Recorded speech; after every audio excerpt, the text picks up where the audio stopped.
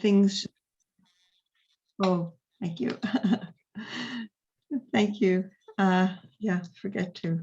So I'm just going to repeat a few sentences. So just talking about the parami of patience and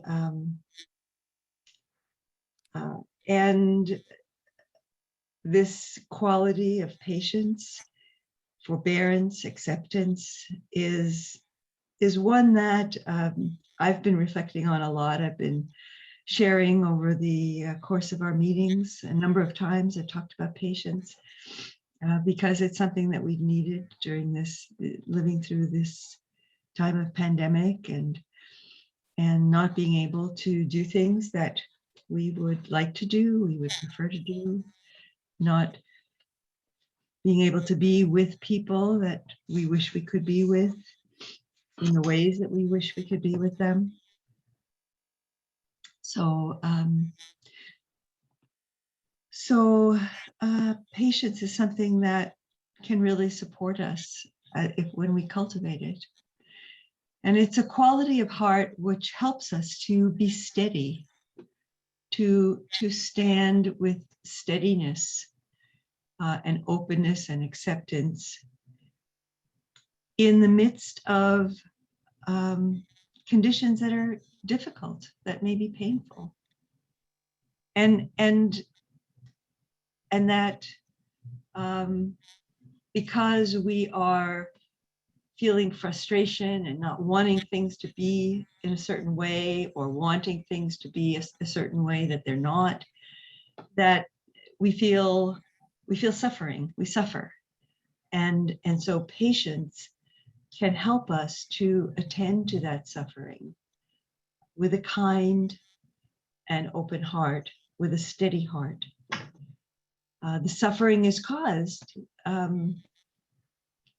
quite simply by wanting things to be other than how they are, wanting things to be a certain way that they're not, or wanting things not to be a certain way that they are. And so there's that tension, there's that struggle. We feel that life should be comfortable. We feel that our bodies shouldn't experience pain. We feel that society should be fair and just, and it's not. And so, so patience doesn't necessarily mean passivity, but it means turning toward the suffering that is arising by our resistance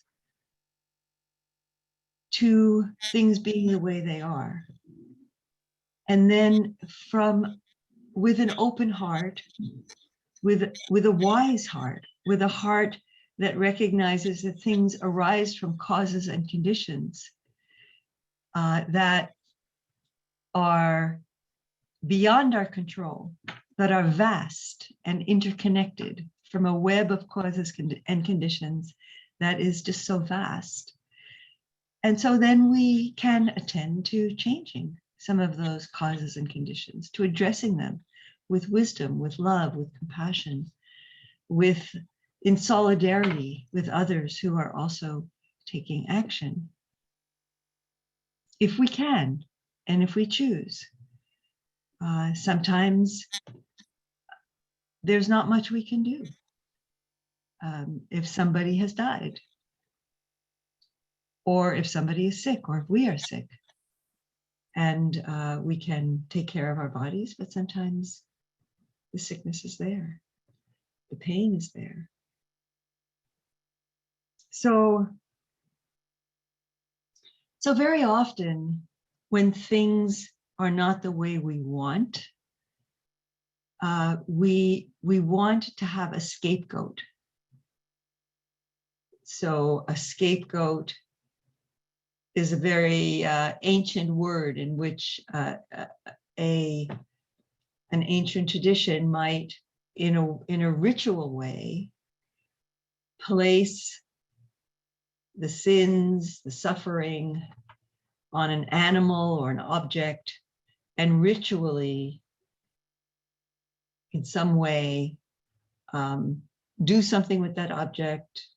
Could be slaughter an animal or burn an object, and in that way to release some of the suffering, or release the suffering, release the misfortune, the conditions. So sometimes these rituals can be helpful psychologically, but when we are wanting to place blame on another or on human beings that we other for our suffering, it can lead to more suffering, lead to suffering for those we other, lead to suffering for those that we, ongoing suffering for ourselves, because it's not really an effective way of becoming free from suffering. So blaming is something that we do, and we sometimes blame ourselves. I actually just realized yesterday when I was in a workshop and I was doing a kind of a practice with somebody in a course that I'm taking in contemplative care, and I realized how, in a subtle way, I'm having some pain in my hips and in my hip joints, and I realized that in a subtle way I'm blaming myself. I was blaming myself for it. I was not accepting that right now that pain is there in the body, and so that actually, I realized that actually creates a clinging to it. It doesn't liberate me from it, from the suffering, the emotional suffering around the sensations of physical pain. Blaming myself, feeling that I must have done something wrong to have this experience of pain. So we blame ourselves very often. We blame others. So I think it's really helpful just to ask, when we experience pain in the body, or pain, emotional pain around certain conditions in our lives, is there blaming?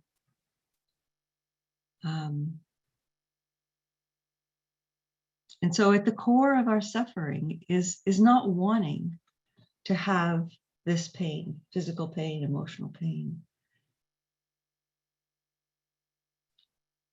And we can go directly to the feeling of not wanting, of aversion, the feeling of wanting things to be different from how they are. And we can see that feeling is it's just feeling. It's not me or mine. It's just, and feeling just feels.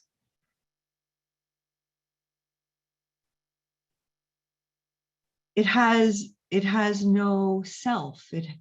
It doesn't belong to anyone. It's just there. And we can be more spacious around it. We can say, oh, there's a feeling of not wanting things to be like this.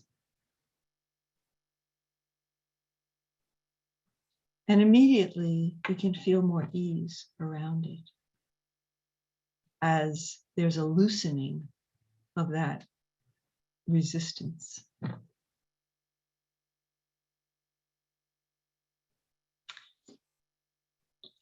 in the book, Ajahn Suchito talks about an experience he had as a monk, that where there were a lot of people coming over the course of several weeks, and the monks were engaged in certain responsibilities with the lay people in the surrounding area,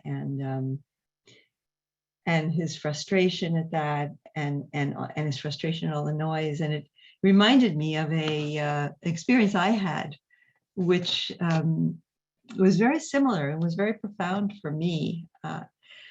And I was at the Insight Meditation Society in Barre, Massachusetts, and I was meditating in my room.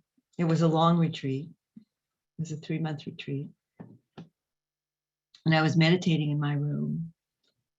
And I was entering into very deep states of concentration. And beautiful steadiness and stability of mind. It's just a really lovely state to be in. And a big noisy lawnmower started up right outside the window. The kind that you sit on, and so it's got a great big engine, one of these, 2-cylinder engines that really make a racket. And I could, like, my mind just kind of contracted. But of course, because of the stability and the clarity of mind, I saw it very clearly. And just, over the next couple of minutes, I just, saw the mind relax and release, and just let sound be sound. It was not pleasant sound, but even as the mind became more spacious, it was not so unpleasant either. It was kind of neutral. And it was just what it was. And I recognized that there was no interference. There was no problem. It was just there. And so, I just really shifted something for me. And I realized that, sound doesn't need to be an impediment. No matter what the quality of sound is, it doesn't need to be an impediment to my feeling, to my being open-hearted and present and mindful. It was that I had an expectation that things would be a certain way.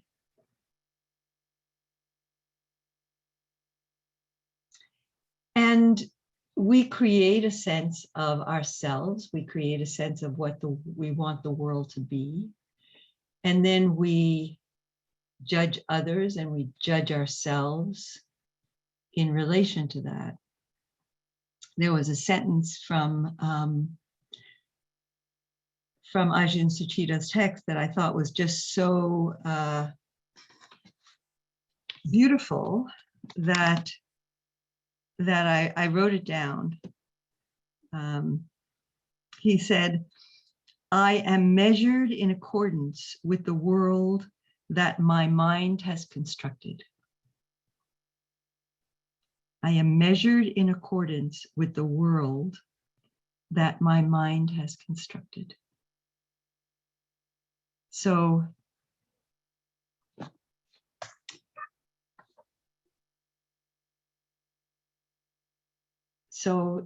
the mind constructs this world, this sense of me, this sense of what I am, and then evaluates it measures it and finds it wanting, finds it doesn't measure up.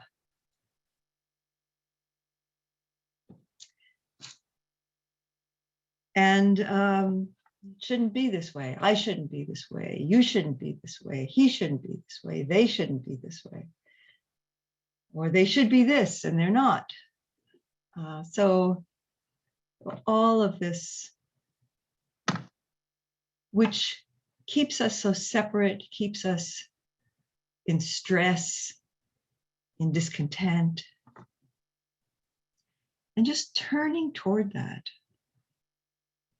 It doesn't stop us from recognizing, oh, here's unskillful action that I've done, that somebody else has done. How can that be repaired? How can that be perhaps improved, addressed? Here's somebody who's struggling because they don't have enough resources, because of attitudes that are embedded in our society. How can that be addressed?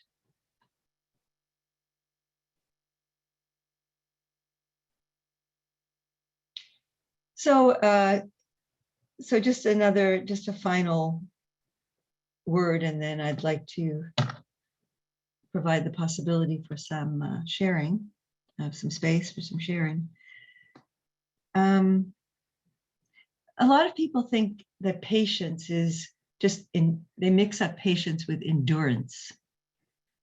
So, like just hanging on till it's over, gritting our teeth, clenching the jaw, hanging on. Okay, if I just, stay and be patient, quote unquote, eventually things will go back to the way I want them to be. or I'll get what I want, or what I don't like will change. So the mind is still aversive in that way. And so then that's, maybe that's a little bit of patience. Maybe there's an element of patience, but it's not the parami of patience. And again, some words from Ajahn Sucitto. Perfect patience has the soft and heartful strength of having all the time in the world to rest in our experience. So patience isn't looking for something to end. Patience just rests. And another beautiful phrase from Ajahn, it relaxes at the edge of time. Patience relaxes at the edge of time. So just that quality of heart. And it's something to cultivate. It's to have this sense, this view of what patience is, and bringing an intention, bringing an aspiration to cultivate that, to come back and turn toward the suffering, turn toward the aversion, turn toward the wanting, the clinging, the wanting things to be other than how they are. So I'm going to pause.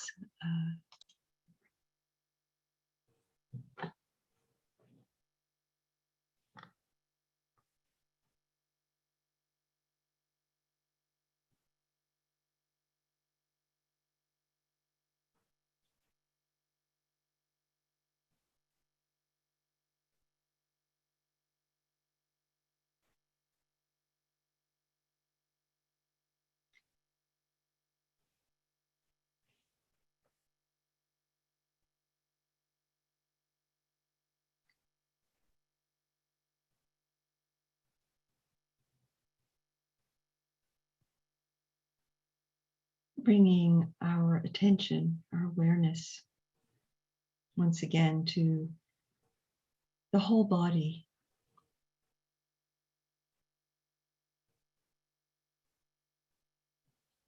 Noticing the breath in the body. However you notice that.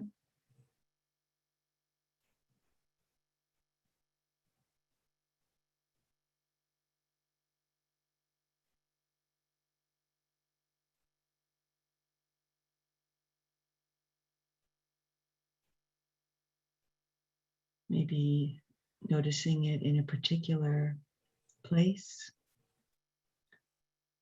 in the chest, in the belly, in the nostrils,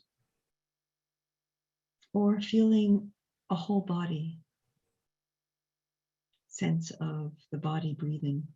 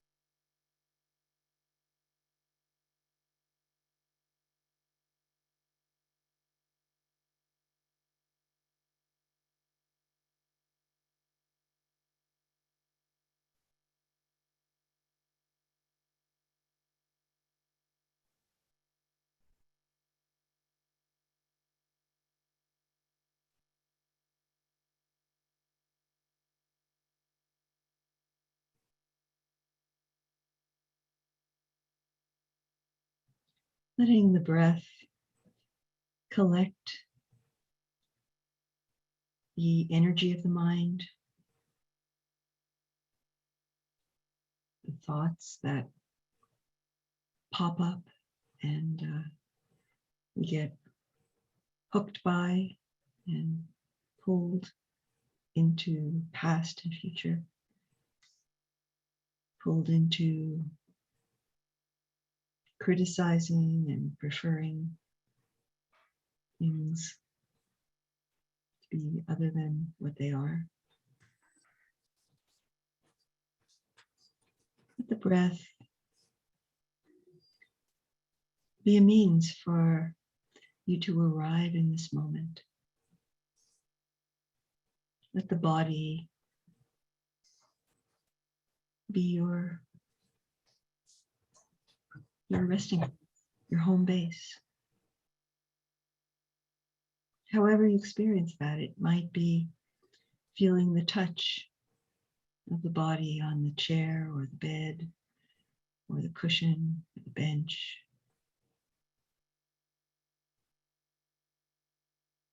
Or if you're standing, your soles of your feet on the floor.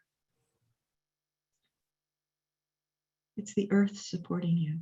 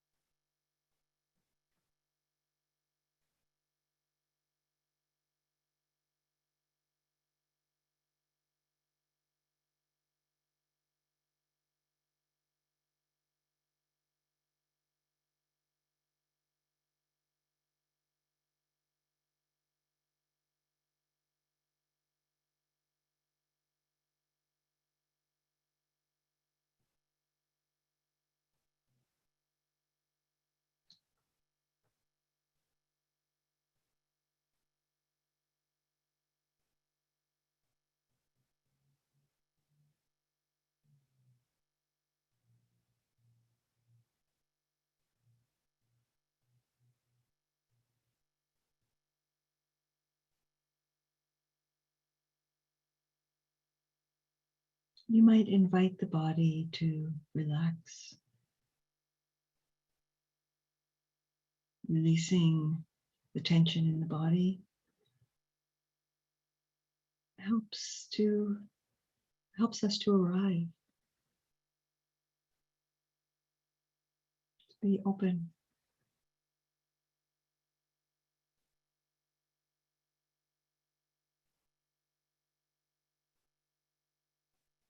A lot of the holding of tension in the body is closing ourselves off, trying to shield ourselves or protect ourselves or close ourselves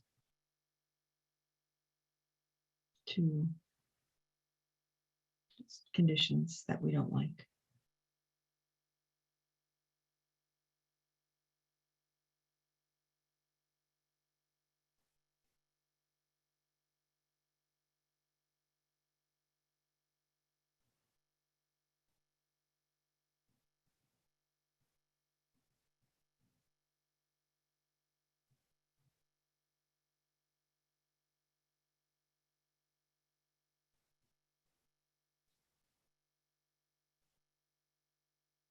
I invite you during this sitting,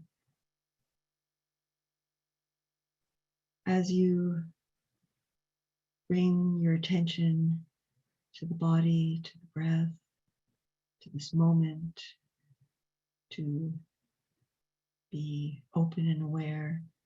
Of course, the mind gets caught. So that's the practice. The mind gets caught up in thought, in fantasy, in narrative. And just notice before you let it go, notice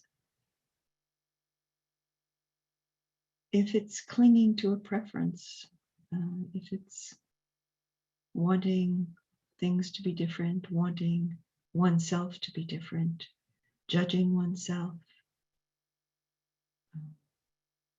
judging others, judging the world,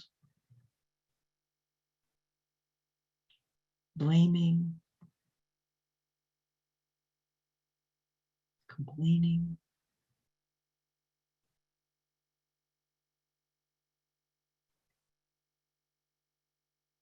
And turn toward that heart quality, that clinging, that resisting, that suffering, with curiosity, with bravery, with courage, with kindness. What's that like? What is that?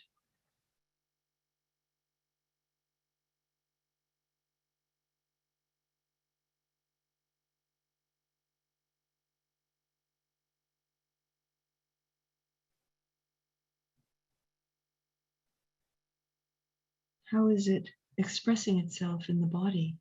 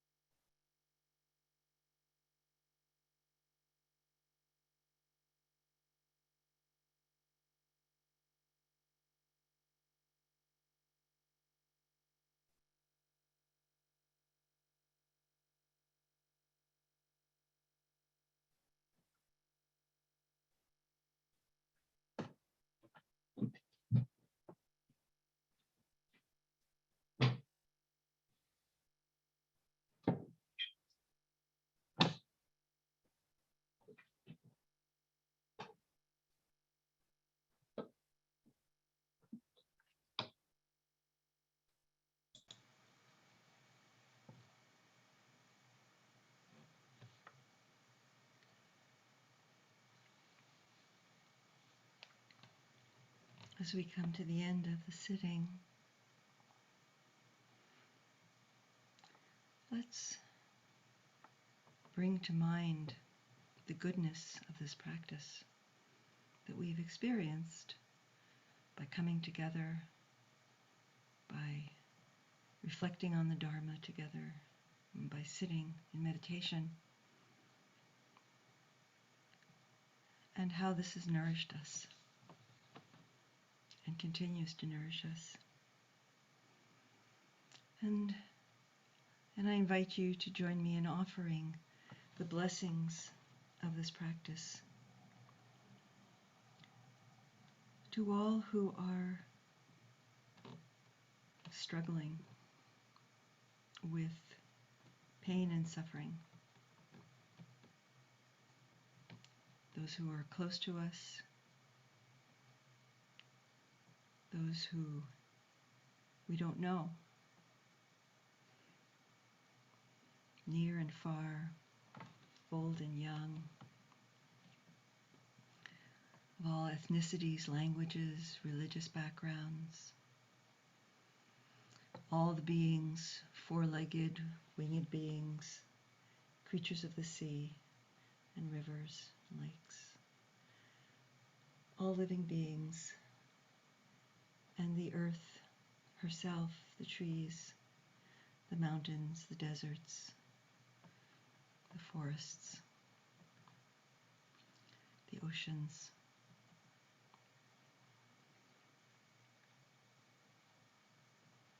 May our practice nourish all of life. May all beings be well. May all beings have what they need. May all beings come to freedom.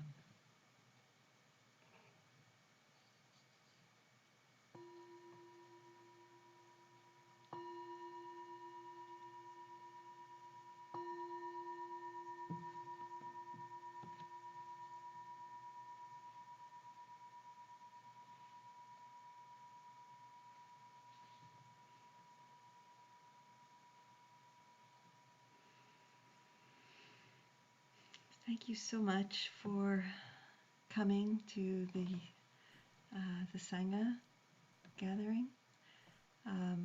So thank you for whatever dana you offer for this. It helps to support me in my livelihood in teaching. And so the information on that is in the email that you clicked on to join.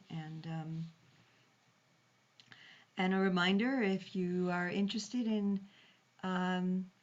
joining me and David Shuela for a meditation and yoga retreat this next weekend, it's not too late to sign up, to register, and the information is on the True North Insight website.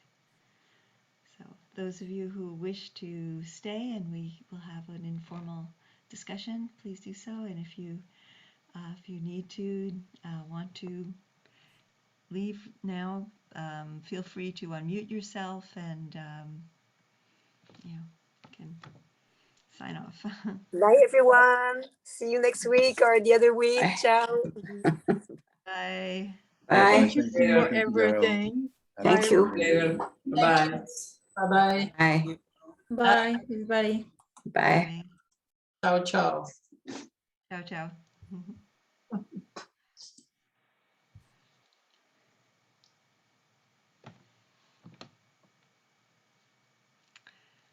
Yeah, so, I have to stop the recording.